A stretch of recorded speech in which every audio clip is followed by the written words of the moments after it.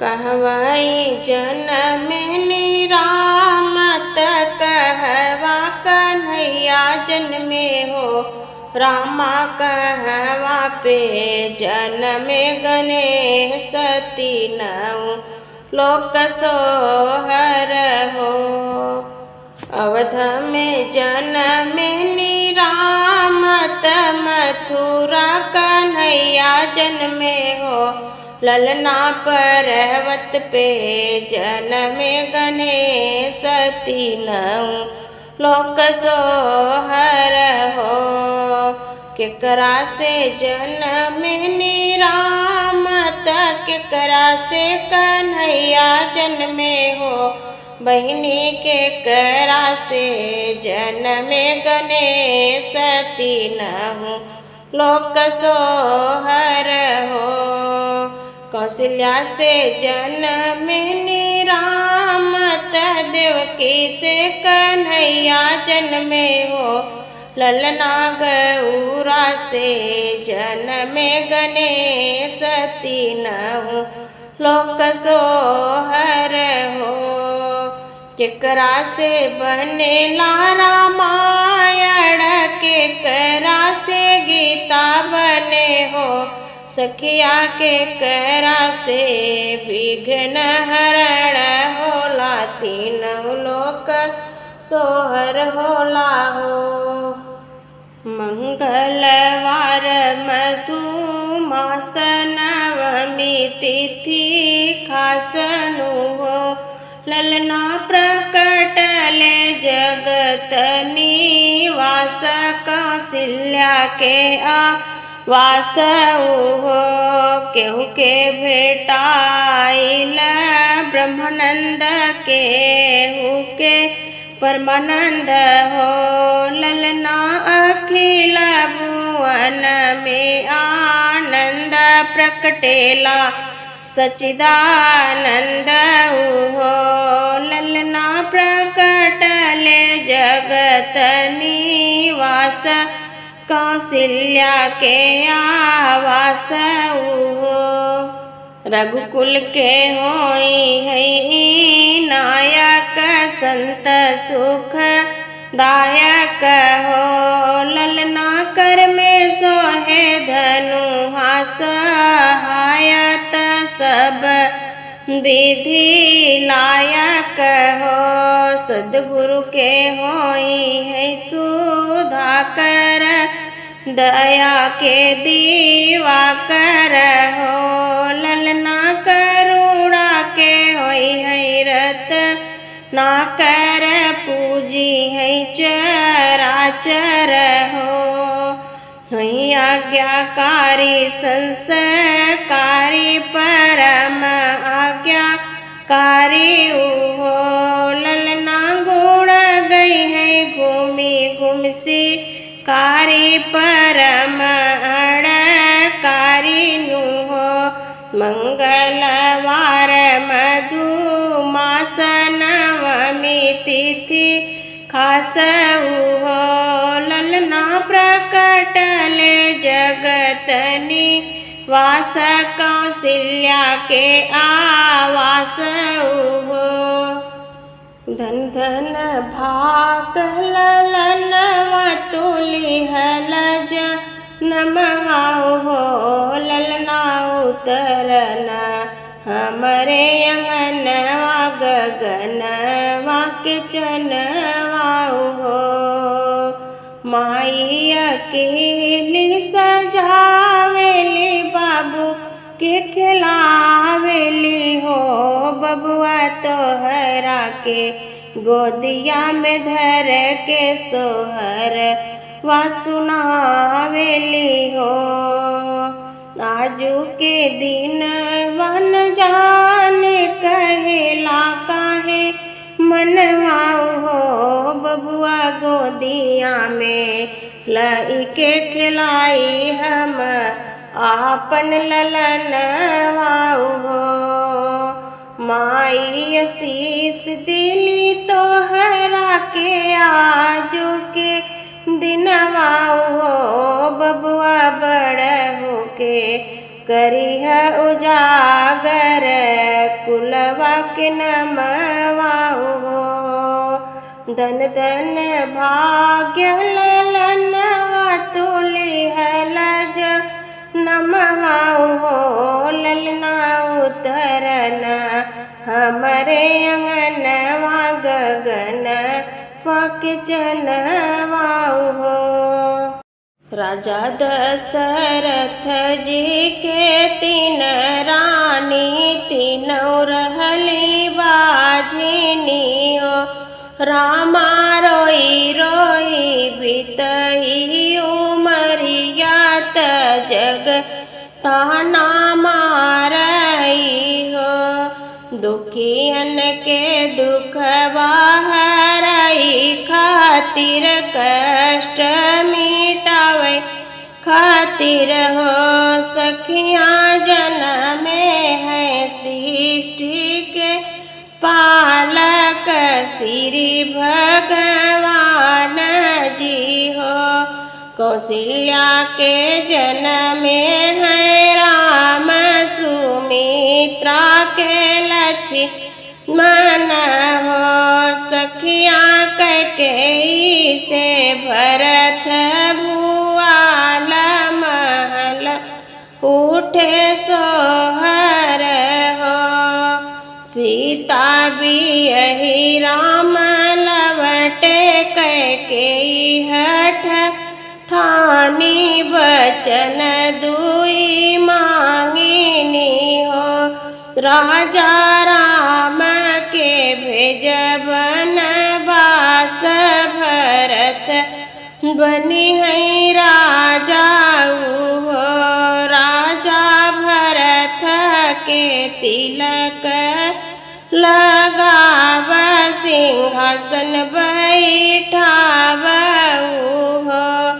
आगे आगे चलाई राम त पिछवा लखन भैया हो। सखिया बिचवा में जनक दुलारी त सब कई प्यारी नी हो। एक बन गईली दूसर बन अवरौती सरबन हो। सखिया पंचवटी में बैठी हैं सीता मृगाए क देखाई हो। स्वामी सोने के मृगा अति सुंदर मृग हमें चाहिनी हो। जोगिया के भेष धई के रावण कुटिया में आवई अलख जगावई हो। सखिया सीता जी के रथ बैठावई त लंका के धावई हो। मृग मारी लवटे श्री राम जी त कुटिया जे सुनी पावई हो।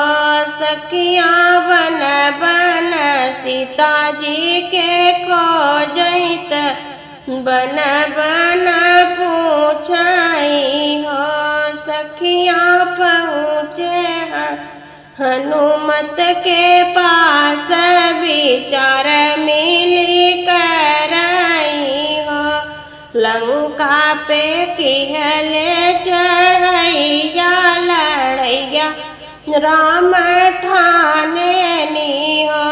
सखिया रावण के किहे संहार छोड़ाई सीता लावई हो। 14 बरिस के कठिन बन काटी राम आवई अवध में लौटे नी हो। सखिया घर घर बाजई बधैया त घर घरे मंगल हो। लला हो दशरथ जी के कब बड़े हुई है ललन दशरथ जी के कब बड़े हुई हैं। हथवा में लिहले वो तिरिया धनुषिया, हथवा में लिहले वो तिरिया धनुषिया।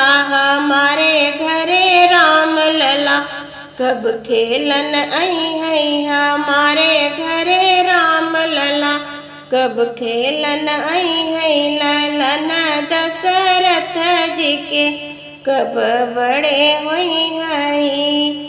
हथवा में लिहले वो कपिया की तबिया, हथवा में लिहले वो कपिया की तबिया। गुरु घरवा राम लला कब पढ़न जई है, गुरु घरवा राम लला कब पढ़न जई है। हमारे घरे राम लला कब खेलन आई है। हथवा में लिहले वो पियरा सिनुरवा, हथवा में लिहले वो पियरा सिनुरवा। जनक घरवा राम लला कब ब्याहन जई है, जनक घरवा राम लला कब ब्याहन जई है। ललन दशरथ जी के कब बड़े हुई हैं, ललन दशरथ जी के कब बड़े हुई हैं। धन्य धनी नगर अयोध्या धन्य राजा दशरथ हो। बहिनी धन्य हो कौशल्या रानी कोखी, जहाँ पे राम जन्मनी हो। घर घरे बाजई बधैया त घरे घरे सोहर हो। सखिया घरे घरे बटथ बयनवा की राम जी नमली है हो। कौशल्या से जनमेनी राम सुमित्रा से लक्ष्मण हो। बहिनी कैकेयी से भरत भुआल तीनहु कुल तारिणी हो। दशरथ हेरै सुरभि गैया दुअरवा पे बाधई हो। दशरथ हेरै लागे पियरा पीताम्बर रतन लैके बाधई हो। दशरथ हेरै लागे अवध के ब्राह्मण भोजन करवावई हो। 7 घड़ी दिन चढ़ गए, चढ़ी के उतर गए हो। सखियाँ दशरथ बैठे पिया 7 बभना न पावई हो। सखियाँ तीनों रानी बैठी हाँ प्यासी तब बभना न पावई हो। चौके से बोली है कौशल्या रानी सुनो सिर साहेब हो। राजा मोरे सिर घामल गत है गोदी में राम तड़पई चारी उलाल तड़पई हो। जाई दरानी सत जुगवा तया वैद कल युगवा हो। रानी ब्राह्मण घरे घरे घूमी है त केहू नाही पुछियाई हो।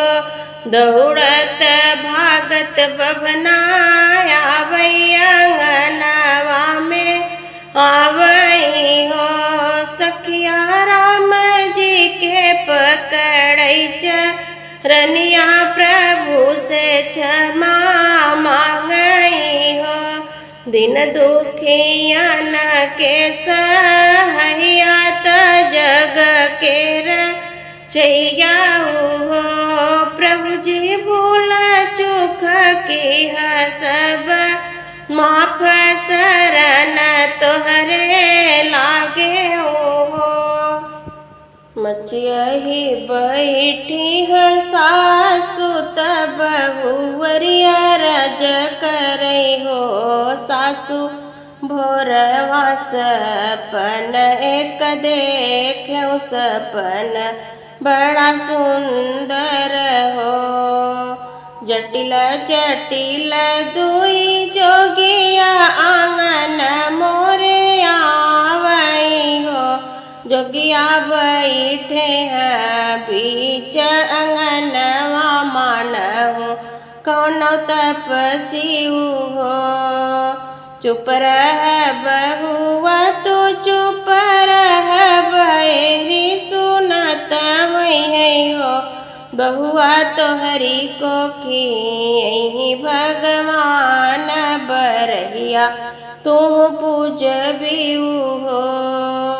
8 महीनवा के भीतर नवा एकेला गत हो। ललना जन्म है दीन दयाल मानुष रूप धई के हो।